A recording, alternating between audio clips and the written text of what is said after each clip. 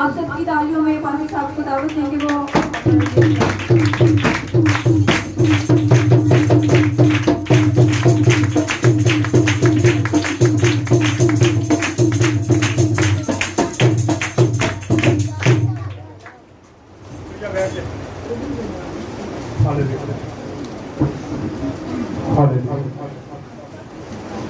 خدا یسوع کے پرفضل نام میں آپ سب کو سلام، آپ سب کی سلامتی ہو۔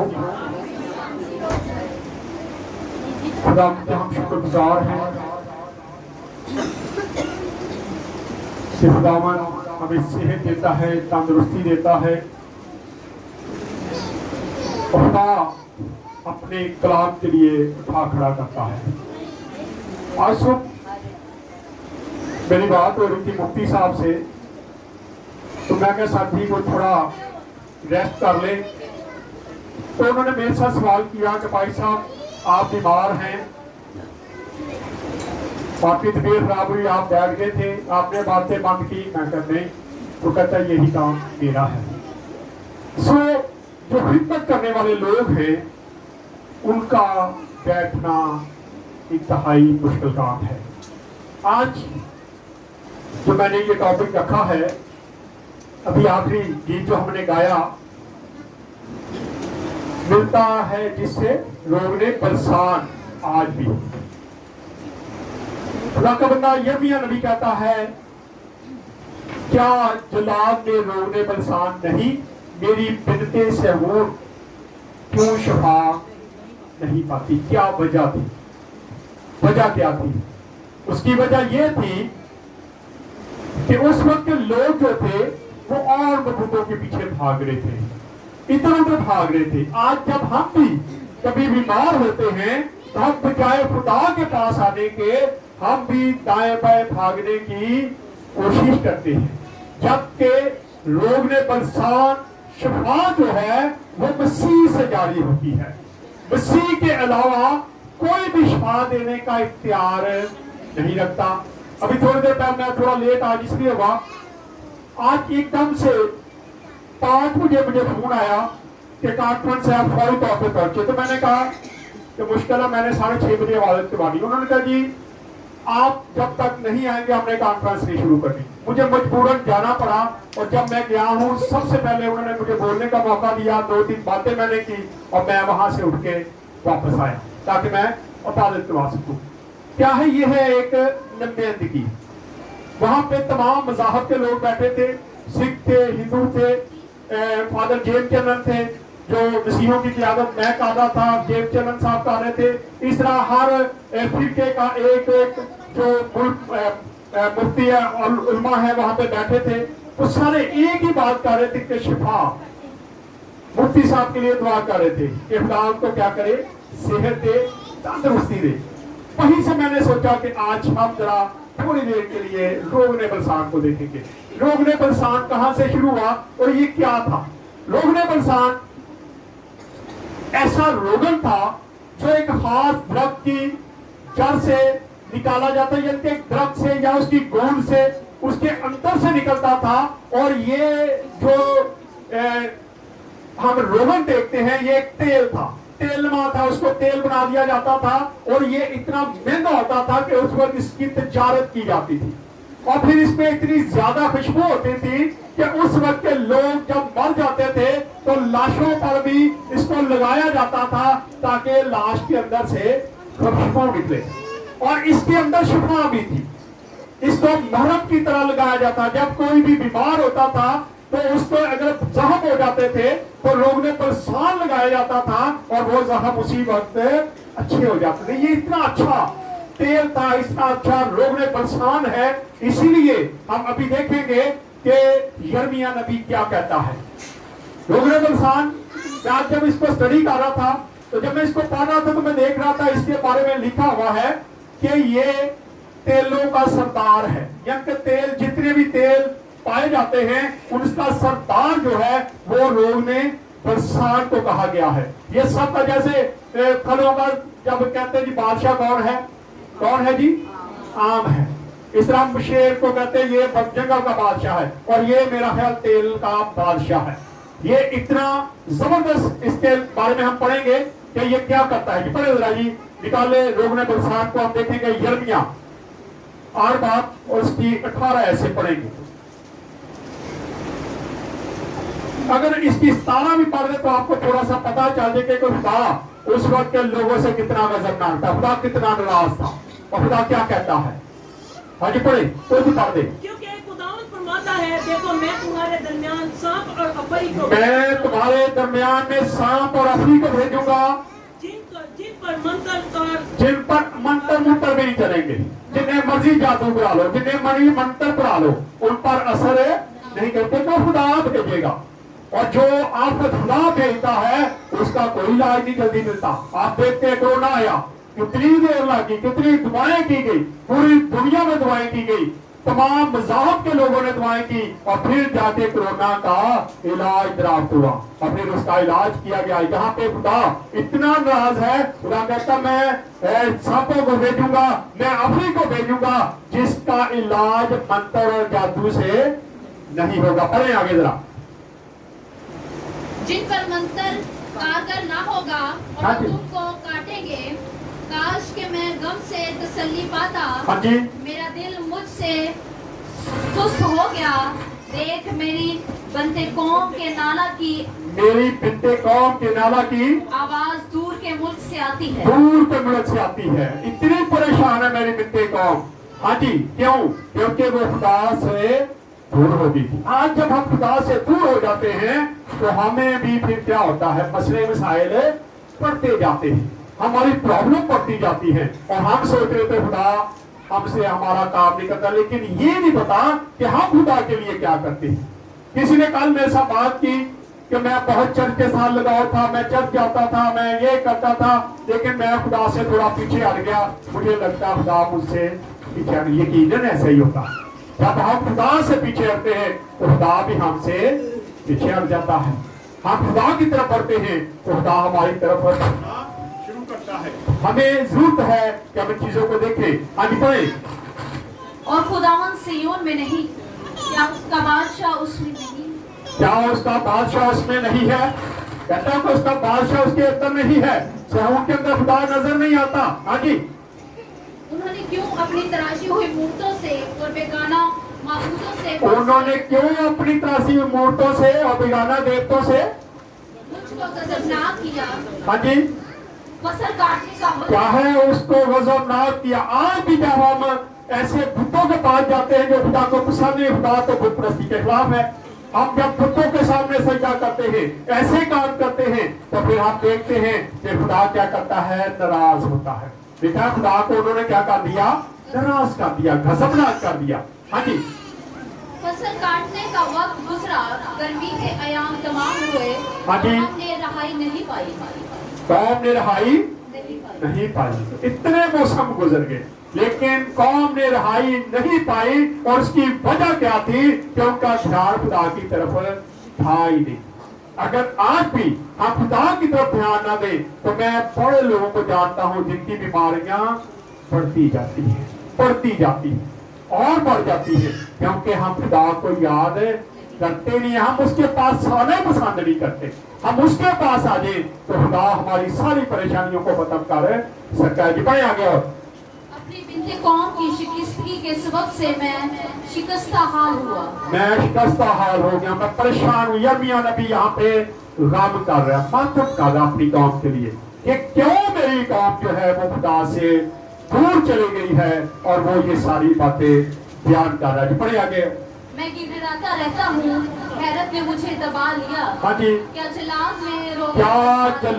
میں روغن بلسان نہیں ہے, کیونکہ جلاد سے ہی روغن بلسان آتا تھا.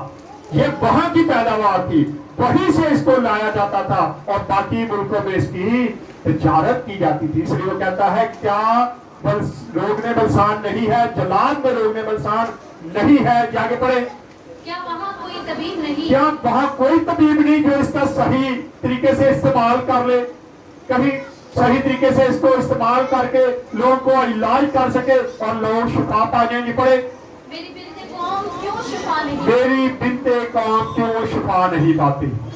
شفا نہ پانے کی وجہ جو تھی وہ خدا سے دوری تھی. آج جب ہم بھی خدا سے دور ہوتے ہیں تو یقیناً ہمارے گھر سے مشکلیں پریشانیاں نہیں جاتی, بسیرا کر لیتی ہیں, کیونکہ خدا ہم سے دور چلا جاتا ہے. اور پھر خدا خود فرماتا ہے کہ میں تمہارے درمیان میں سانپ بھیجوں گا, ابھی بھیجوں گا, جن کا علاج جو ہے کوئی جادو منتر نہیں کر سکتا.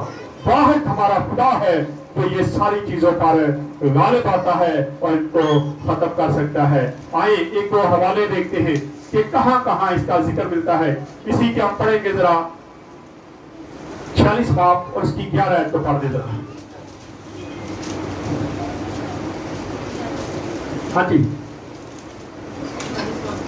ہاں جی. قوموں نے تیری رسوائی کا حال سنا, ہاں جی, اور زمین تیرے نالا سے معمور ہوگی, ہاں جی. کیونکہ بہادر ایک دوسرے سے ٹکرا کر باہم بہادر ایک دوسرے سے ٹکرا کر کیا باہم گر گئے. باہم گر گئے. جی آگے. وہ کلام جو خدا نے یرمیا نبی کو شاہ بابر نیوکلسر کے آنے اور ملک مصر کو شکست دینے کے بارے میں فرمایا. ہاں جی. ملک مصر کے اب اس کی آسمان کرو. کوئٹہ باب کی 8 آیت پڑھ دے ذرا جلدی سے. کوئٹہ باب کی, ہاں جی, جلدی. ہاں جی 51 اس کی 8 ہے.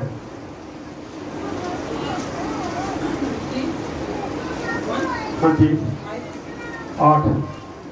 بابر یکا گر گیا اور غارت ہوا, اس پر واویلا کرو, اس کے زخم کے لیے بلسان لو, شاید وہ شفا پائے. بلسان لو, اس کے لیے بلسان لو. اب پیچھے جو حوالہ ہم نے کام کیا وہ غلط کر دیا آپ لوگوں نے, وہ ہے 46 باب اور میں نے 11 آیت پر کہی تھی, اس کی 11 آیت اور ہے. ہاں جی, یرمیا 46 باب اور اس کی 11 آیت کو پڑھنا تھا. ایک تمہاری, ہاں جی, اے تمہاری دخترے مصر جلاد کو چرچا اور بلسان لے. بلسان لے تو بے فائدہ طرح طرح کی دوائیں استعمال کرتی ہے, کیونکہ تو طرح طرح کی دوائیں استعمال کرتی ہے. تو لوگ نے بلسان لے لے, اسی سے تو کیا کر جائے گی, شفا پا جائے گی. بنتے قیام شفا کیوں نہیں پاتی, کیونکہ آج ہم بھی اس شفا کے منبع کے پاس جانے کی جرات نہیں کرتے جس کے اندر سے آج بھی لوگ نے بلسان ہم حاصل کر سکتے ہیں. ابھی گیت ہم نے یہی گایا نا. آئے ایک حوالہ اور دیکھتے ہیں. پیدائش 37 باب اس کی 25 ہے. ہاں جی 25 پیدائش کی کتاب 37 باب اس کی 25 ہے. یہ میں اس لیے کون کر رہا ہوں کہ آپ کو یہ بتاؤ کہ لوگ نے بلسان کا کہاں کہاں پہ ذکر ملتا ہمیں. ہاں جی پڑھیں اس کو. اور وہ کھانا کھانے بیٹھے اور آنکھ اٹھائی تو دیکھا کہ اب یہ یوسف کے بھائیوں کی بات ہو رہی ہے کہ وہ انہوں نے یوسف کو ایک گڑے میں بند کر دیا اور پھر کھانا کھانے بیٹھے اور پھر انہوں نے دور سے دیکھا. کیا دیکھا جی پڑھیں. اسماعیلیوں کا ایک قافلہ اسماعیلیوں کا ایک قافلہ نظر آتا ہے, جلاد میں آ رہا ہے, اور جلاد میں آ رہا ہے, اور کیا ہے, اور گرم مسالہ اور روغن بلسان پر. جہاں پر بھی روغن بلسان کی اہمیت ہے, کیا ہے, وہ لے کے آ رہے ہیں. اس جگہ پہ جا کے کیا کرے, لوگ مسالے لے کے آتے تھے, روغن بلسان لے کے آتے تھے اور وہاں پہ آ کے دیکھتے تھے اور وہاں سے چیزیں لے کے واپس جاتے تھے. روغن بلسان کی اتنی اہمیت ہے. یہ شفا کے لیے نظر آتا ہے کہ شفا کے لیے اس کو استعمال کیا جاتا تھا. اس کو کسی مرم میں لگا دیا جاتا, جیسے بھی اس پر اس کو عمل میں لایا جاتا تھا لوگ شفا پا جاتے تھے. اس لیے یرمیا نبی کہتا ہے کیا جلاد, کیونکہ جلاد کے اندر ہی روغن بلسان تھا, جلاد کے اندر ہی روغن بلسان ہمیں نظر آتا ہے. اور میں ایک دن ایک اسٹڈی کر رہا تھا کہ وہ درخت جو تھا وہ بھی کسی پہاڑ پہ ہوتے تھے, جو یہ درخت تھے جن کے اندر یہ ہوتا تھا, اور بڑا ماہر کوئی نشانے باز کو لے کے آتے تھے اور وہ اس کے اندر تیر مارتا تھا اور وہاں سے وہ تیر ٹپکتا تھا تو اس کو جمع کر کے اس کو اس کی اہمیت ہے اس لیے بہت زیادہ ہمیں نظر آتی ہے. یہ کیا ہے, وہ جلاد کو لے کے آ رہے تھے. اور پھر اسی کی پیدائش کی آپ پڑھیں 43 باب اور اس کی 11 آیت پڑھ دیں. ہاں جی 11. تب ان کے باپ اسرائیل نے ہاں جی اسرائیل نے ان سے کہا اگر یہی بات ہے تو ایسا کرو کہ اپنے برتنوں میں اس ملک کے مشہور پیداوار میں سے कुछ उस शख्स के लिए नजराना लेते जाओ यूसुफ के लिए नजराना जाने लगा। क्या जी? जैसे थोड़ा सा रोगने बलसान। सबसे पहले किसकी अहमियत है? रोगने बलसान। कहता थोड़ा सा रोगने बलसान ले लो, थोड़ा सा मसाला ले लो और जाके उसको क्या करना, ये नजर करना, ताकि वो खुश हो जाए, तुमसे खुश हो जाए। रोगने बलसान इतना कीमती था, इतना अहमियत रखता था, उसकी खुशबू बहुत ज्यादा थी और उसमें से शिफा निकलती थी, इसलिए उसकी अहमियत को आप देखते हैं। इसलिए यिर्मयाह नबी कहता है ना कि रोगने बलसान, क्या मेरी बिन्ते कौम क्यों शिफा नहीं पाती? क्या वहां पे कोई तबीब नहीं है? अगर तबीब होंगे, लेकिन शायद उनको ये पता नहीं था कि ये लोग अब बुत परस्ती में लग गए, खुदा को छोड़ चुके हैं। आज भी जब आप खुदा को छोड़ते हैं, खुदा से दूर होते हैं, तो जैसा मर्जी रोगने बलसान हमारे पास हो, वही पैदा होता हो, वहां पे कोई इलाज मुमकिन नहीं है जब तक हम खुदा को कबूल नहीं करते। आए आखिरी वाला पढ़ते, इसलिए 27 पाप और उसकी 17 आयत को पढ़ते हैं।